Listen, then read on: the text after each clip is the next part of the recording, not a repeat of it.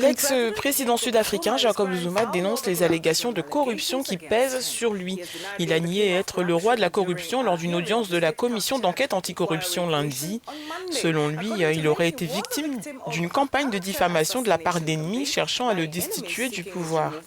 Il est même allé plus loin en révélant les noms de certaines des personnes qui, selon lui, feraient partie de ce complot. Plusieurs témoins ayant comparu devant la commission ont établi un lien direct entre Jacob Zuma et les allégations de corruption, y compris d'anciens ministres du cabinet qui prétendent s'être vus offrir des nominations au cabinet par la famille Gupta. Zuma a cependant nié à plusieurs reprises tout acte répréhensible et s'exprimant pour la première fois devant la commission, semblait confiant dans ses déclarations. Et ajoutons, Linette, que la commission anticorruption en Afrique du Sud qui entend cette semaine son principal témoin, l'ancien chef d'État Jacob Zuma, doit permettre de faire la lumière sur les multiples accusations de corruption au sommet de l'État pendant l'ère Zuma et sans avoir au final le pouvoir d'inculper quiconque. Ntando Koubé est journaliste en Afrique du Sud et nous rejoint depuis Johannesburg. Ntando, merci de vous joindre à nous. Première question, l'ex-président Jacob Zuma a catégoriquement nié les allégations de corruption à son encontre. En quoi sa comparution volontaire devant la commission a-t-elle impacté l'enquête ?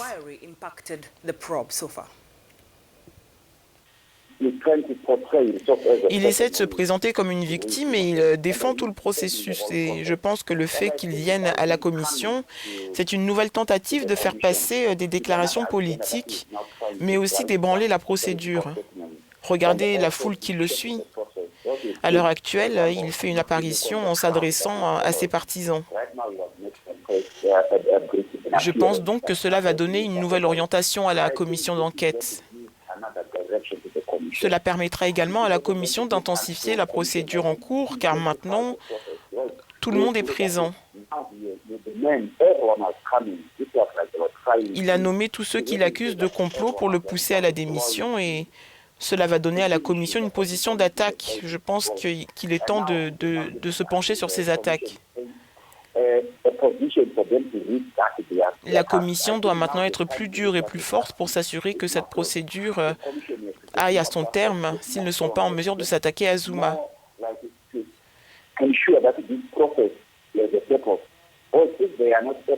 Mais je pense que c'était un bon geste de la part de l'ancien président de venir, de se présenter et d'interroger la commission également sur toutes les personnes qui sont impliquées.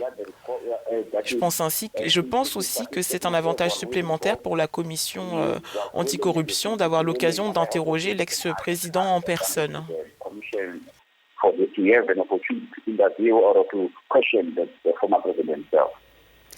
Dites-nous, Ntando Koubé, plusieurs membres de l'ANC, membres clés de l'ANC, ont été choisis par l'ex-président Jacob Zuma. Est-ce que le parti doit craindre aujourd'hui cette enquête ?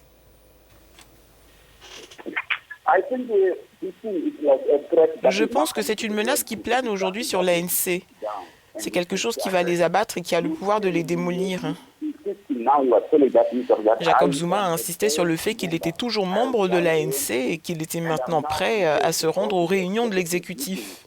Il prétend également détenir plus d'informations que ce que les gens savent, plus d'informations que la commission. Et il affirme qu'il réduira à néant toute cette procédure.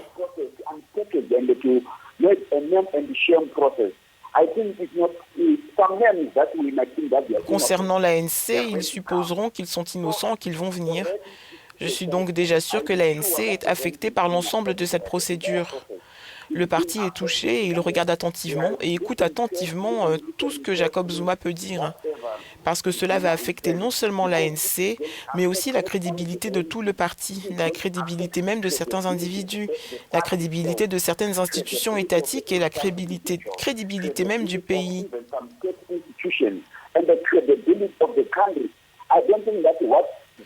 Je ne pense pas que ce que Zuma va faire sera favorable à l'économie du pays et je ne pense pas que ce sera favorable au marché monétaire parce que c'est une action qui s'apprête à changer tout le statu quo. Tout le monde attend de voir la bombe, le nom qu'il va lancer. Il a lancé des noms, mais ces gens, ses partisans disent qu'il a plus d'informations.